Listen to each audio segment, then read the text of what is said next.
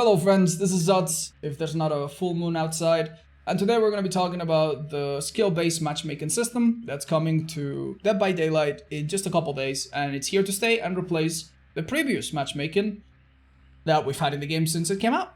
So, alright, we're going to explain the old matchmaking really quickly, the new matchmaking and why it's here, and then I'm going to explain my issues and why I'm very, very concerned. Now, with the old matchmaking, it's pretty much the same for Killer and Survivor. Obviously, it's separate. All Survivors share 1, all Killers share 1. It goes from rank 20 to rank 1. It resets every month a little bit, so you need to keep grinding to keep it high. And the game basically, after your match, evaluates your performance on the emblem system. If you prevent gens from being done, or if you do many gens as a Survivor, if you kill everybody, or if everybody escapes as a Survivor, and so on and so forth, the game will give you a ranking, and you'll get points, and the more points you get, the faster you rank up. If you don't do so well, you might not rank up, or even you might rank down. And for the most part, this separates Survivors that are completely new to the game, and are at the bottom, that are somewhat new and are still learning, which are somewhere in between, and Survivors that have a few more hours that typically rise to the top until there's a reset, and then it's a race again to reach rank 1. Now, this emblem system is not perfect by any means. Sometimes if you play too well, you can be punished as a killer and you might not rank up because you killed everyone too quickly.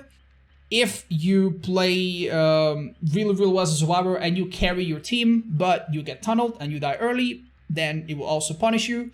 Some killers get treated very unfairly. Some killers can milk the system and get more ranking points quicker. It's really not perfect, but for the most part, it works out okay. There are some gaps in this rank-based matchmaking. For one, if you are a very, very good player, but you've taken a break from the game and you don't play very often, you will probably lose ranks when you're away, and when you come back, you will be playing against very, very new players, even though you yourself are very good. And there's also the issue that when you reach rank 1, there's a huge disparity of players, right? Some people reach rank 1 and it's their first time doing so, and they have 100 hours and they are pretty new. I mean, they made it that far, but they are still relatively new to the game. And some people are rank 1 and they have 5,000 or 6,000 hours and they know this game inside out and they are incredible players. As a result, what the developers have observed is that there is a huge disparity between your chances to win across the ranks. So at rank 1, the top % killers, the best killers in the game, the best performing killers in the game, can have absolutely lopsided matches where they have a chance to win that's like 90 or 95%. So they can go 20 games and lose only once, or 30 games and lose only once. And this probably is a reflection that the game is not very balanced and they're not playing against equally skilled opponents. Here's where the new matchmaking comes in. So where the new matchmaking, the MMR or SB, MM, whatever you want to call it, it just takes the ranks and makes them cosmetic. The ranks are now called grades. Instead of 20 to 1, they are now ash to iridescent, and they have Roman numerals. And the ranking will just be there. It will reset to 20, and then you need to get back to 1 every month. And it will just be there to show that you are grinding the game. So when you get to rank 1, you'll get more blood points at the end of the season, then it will be reset, and that's it. It will actually have no impact whatsoever on your matchmaking. Your matchmaking instead will be decided based on a hidden number, the MMR, a hidden number that you do not see, that the developers do not tell you, and you will be paired with other people close to that number, right? Obviously preferentially. In both of these systems, if the matchmaking is taking too long, then yeah, the scope of the search will widen. That's why sometimes you're rank 1 and you play against rank 10s, because there's just not enough people. But for the most part, you'll be playing with people closer to your skill. And this MMR number, we don't exactly know how it's determined. We do have some information. But the point is, if you're playing Survivor and you have a bunch of friends, it will do the average of all of you instead of taking the highest rank. It will do the average and try to find a killer. And if you're playing Killer, each killer will have their unique MMR, which means that if you're playing Michael and you're very good at Michael, you'll have better Survivors. And if you're playing Blight for the first time and you're still not very good, you'll be playing against weaker Survivors, which which sounds really, really good until you realize something, but we'll get into that. Now, what is the problem? Apparently, with the latest tests, the developers are very, very happy. They have noticed that at the top percentage of killers, the most devastating, strongest killers at the highest rank possible, they no longer have a massive 1 in 10 or 1 in 20 chance of losing, where they basically stomp every match. Now, when you put them against survivors that are closer to their skill level, they lose 25% of their matches. They lose 1 in 3 of their matches. And once you get closer and closer to the average survivor, especially at high traffic times, when there's a lot of players, the system is apparently working really, really well. Where in most matches, both sides have an equal chance to win. It's kind of close to 50-50. And that, at least in theory, sounds really good, because it means that when you go to a match, it's a pretty balanced experience. Like, the game expects you to have about a 50-50 of winning. Sounds really, really good. Until you realize that we don't know what winning is.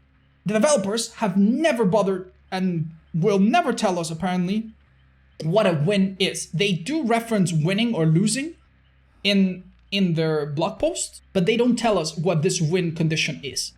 So I have to assume, I have to imagine that a win is probably 3 or 4 kills, and a loss is either 1 or 2 kills or 0. I don't know if there's a tie. I imagine it's something close to that. I imagine. We don't know for sure, but that's what I imagine. Now, we do know for sure that the developers are counting other things than just kills. They told us some time ago that when they made this system only counting kills and escapes, the system worked really, really badly, understandably. So they needed to add in extra factors. Now, what could these factors be? Your guess is as good as mine.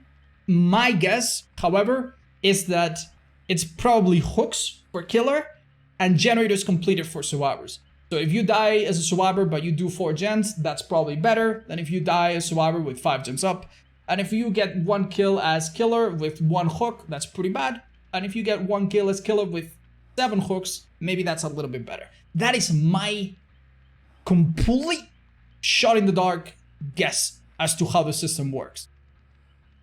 But we still don't know. We still don't know how it works, and we don't know how much it updates, and we don't know what is our standing. So it is a bit concerning that if the system doesn't work well and there's some bugs, we will never see them. They did have, in fact, a time in one of these tests where Hillbilly couldn't find matches because his MMR was broken, and they figured that out. But what if another bug happens? Will we know immediately? Will the system treat the killers equally? We really don't know. Another thing that concerns me a lot is that, as I've explained, each killer will have their own MMR. And this sounds really, really good for the reasons I mentioned. If you're worse with 1 killer, you can practice and not get stomped. And if you're very good with 1 killer, you'll go against people that are your level.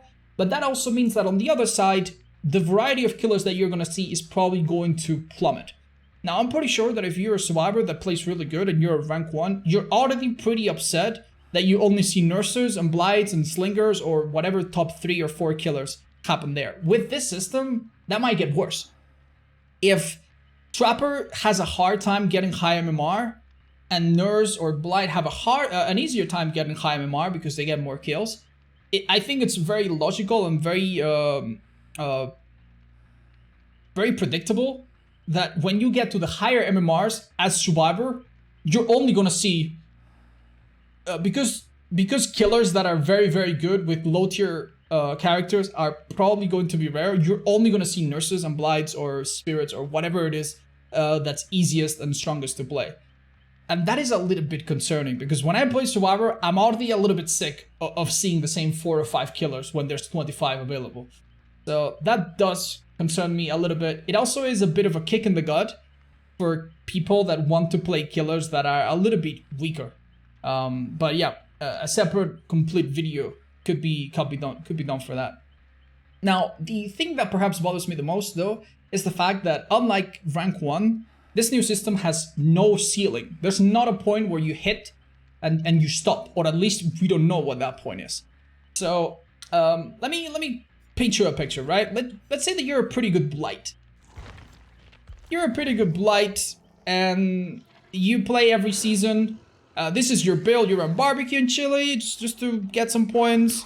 Lethal Pursuer, which is a decent perk. Shadowborn because you like, how it feels. And I'm all ears because you like to get some fancy rushes.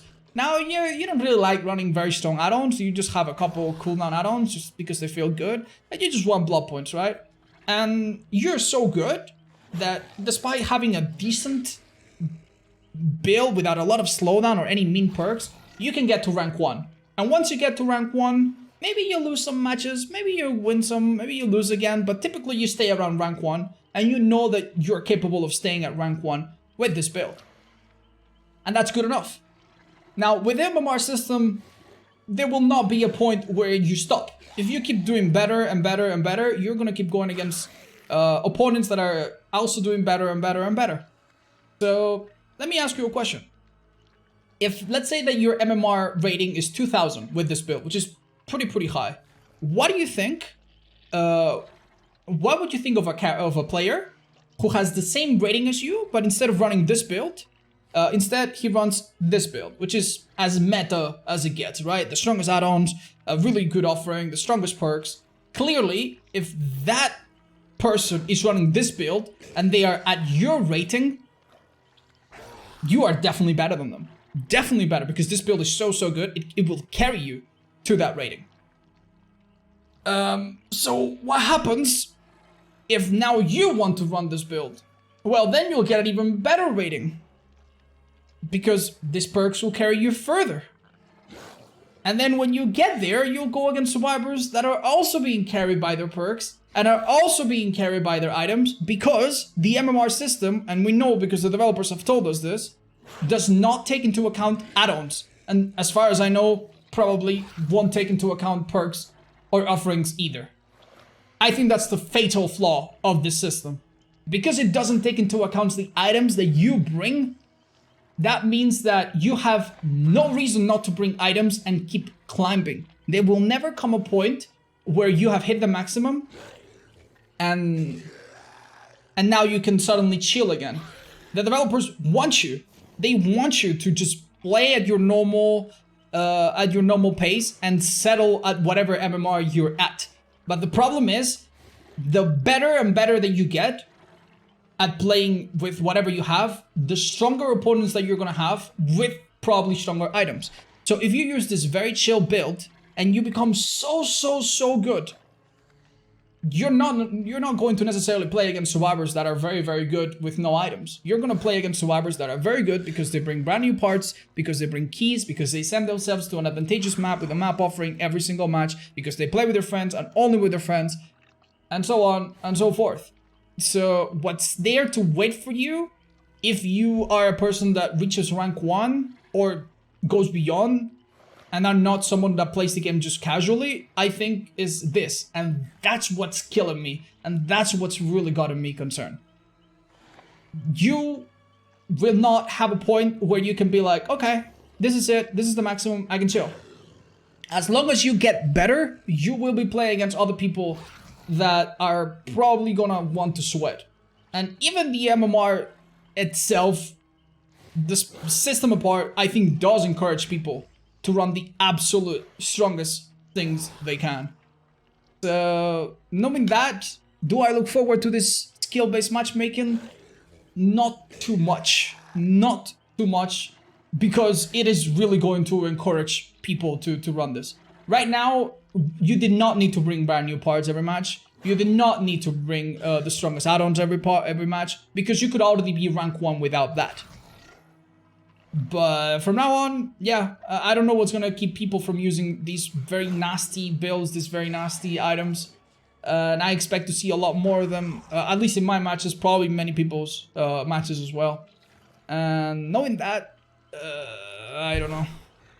I'm a bit concerned for the future of the game in that regard.